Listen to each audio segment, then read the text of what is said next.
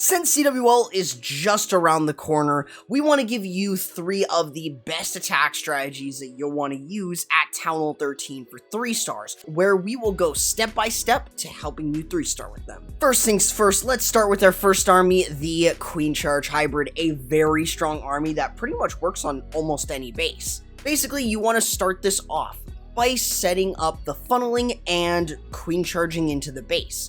Typically, what I would recommend is try to look for the enemy clan castle near the town hall. This is pretty easy if the town hall is centralized, but if it's more offset, you're really going to have to do some work to look for that thing. Of course, it's not mandatory, but you will want to try and go in for the town hall if possible. You don't always have to.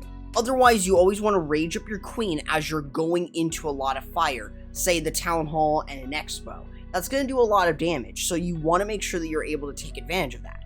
Now, you've got other spells that you can use to support your queen.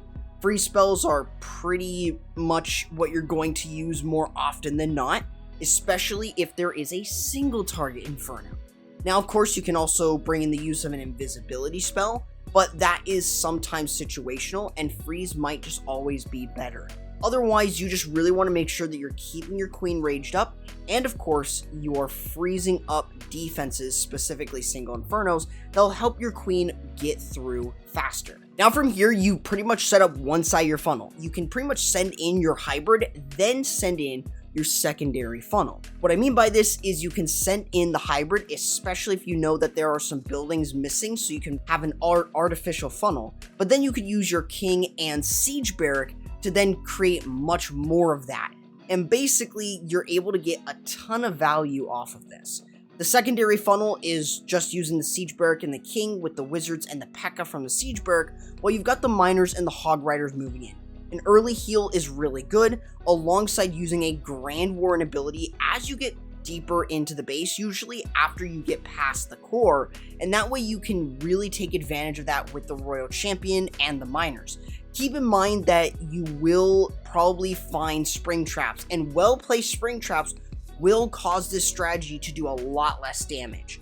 So that does mean that you have to be very careful about it. You won't always have all of your miners or all your hog riders alive. They could spring traps. Otherwise, you should always use a back-end heal, as it's going to help you a ton getting through the back-end part of the base.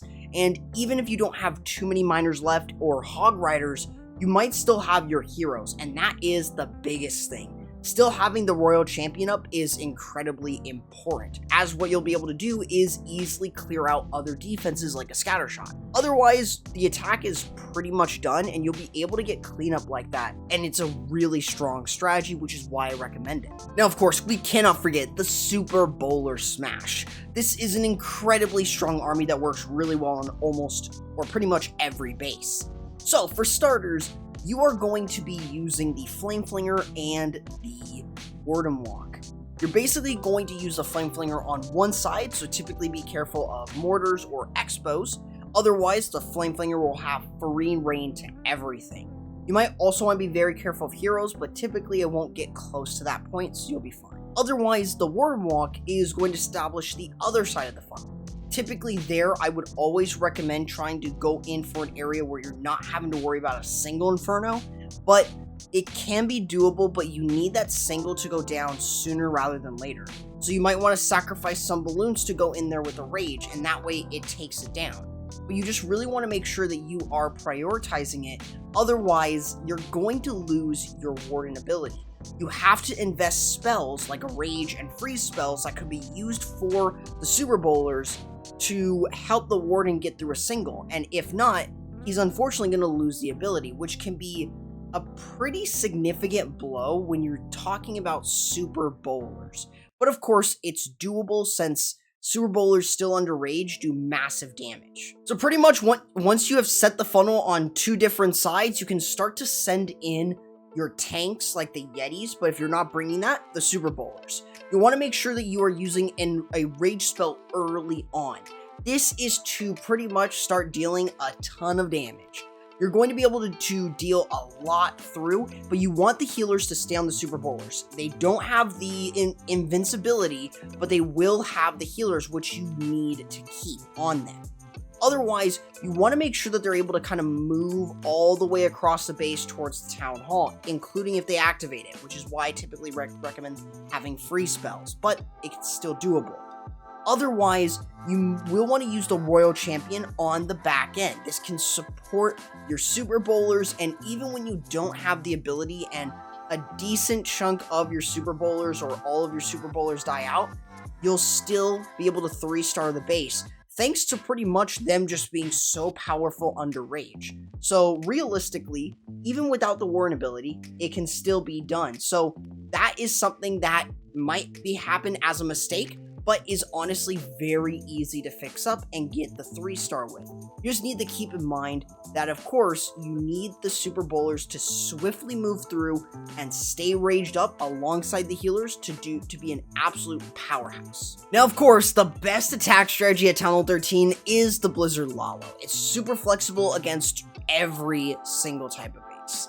So, for starters, you are going to want to send in your Blizzard to go in for the Town Hall, lure out the Clan Castle, and remove any air targeting structures. This is really the biggest thing that you'll want to do. You want to make sure that you're getting value off of this base. So you want to create a wedge. So once the blimp pops, drop an invisibility, then the rage, and start timing your invisibility spells every 4 seconds. This is going to get you the most amount of value off of your invisibility spells for the Blizzard. That way you can just continuously move with your Blizzard, so that way they get more damage, they get more defenses off the base, they create a bigger wedge off of it. And that way, you're able to set up a really solid funnel for when you send in the hero dive. Once your Blizzard is done, you can then finally start going into your hero dive. This is typically ran with the Barbarian King, Archer Queen, and possibly the Royal Champion. You basically want to use this to remove buildings from the outside in order to get into the base, specifically going in for the enemy Royal Champion or for the enemy Queen. Whichever you're able to get to is exactly what you want to make sure that you're getting. So in some cases, you might have to wait for your King because he might just wander off. But you want to make sure that you pretty much are able to help deal with other defenses alongside the enemy heroes. This is incredibly important for when you start your Lavaloon. You're basically trying to set up the funneling for the Lalo and getting rid of value, including the enemy heroes. At this point, you should have gotten either one or both heroes down, so you can then go ahead and send your Lalo in. This is typically done by using a Lava Hound with a couple groups of balloon behind, and then of course using more balloons as you move through. You can save that Hound for a little bit later, but you want the Grand Warden to move in with a large group of balloons. This also means you should send a Headhunter in before you pop the Warden ability if an enemy hero is still alive, such as the enemy Queen. You want to make sure that you're then using another Lava Hound with a couple more balloons, so that's why you want to save some balloons, in order to help your group of balloons and the balloons that you're using to funnel the other balloons to move through and have an easy time moving through. You've got haste spells to get to key defenses like Infernos, Wizard Towers, or really anything that hits air and ground. And if you want, you can use freeze spells to freeze up splash buildings, which can really help immensely. Just make sure you have cleanup and you're going to have a safe time getting a 3-star. Now, all of these rankings are accurate thanks to my Town Hall 13 ranking video, which pretty much gives you the best attack strategies for Town Hall 13 and which ones should you probably avoid using.